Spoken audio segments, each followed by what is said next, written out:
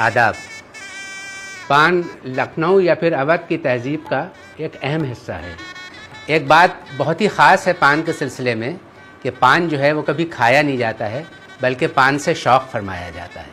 कोई भी मेहमान आए या कोई भी महफ़िल हो, आप उसके सामने लवाज़मात चुन दिए, सब कुछ आप उसके सामने पेश कर दिए, लेकिन अगर आपने पान उसको जो है पेश नहीं किया तो वो बदतहज़ीबी में आता था। एक बहुत अहम चीज़ जो है पान के सिलसिले में वो ये है कि शौहर जो है वो एज़ अ पॉकेट मनी अपनी बेगम को, अपनी बीवी को खर्चे पानदान देता है। पान के सिलसिले में जो उसके बर्तन होते हैं, तो पानदान तो होता ही है, जो कि महफ़िलों के लिए अलग किस्म का पानदान होता है, बड़ा होता है। घरों में छोटे पानदान होते हैं, पिटारी होती हैं, पंदनियाँ होती हैं।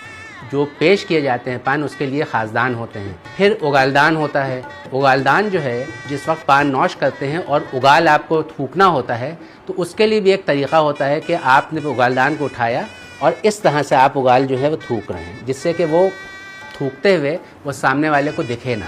ट्रैवल करने के लिए आप सफ़र में हैं या बाज़ार गए हैं या कहीं गए हैं, तो उसके लिए अलग किस्म की डिब्बियाँ होती हैं। तो इस तरह तरह की चीज़ें होती हैं जिससे पान जो है उसमें रखा जाता है या उसका इस्तेमाल किया जाता है।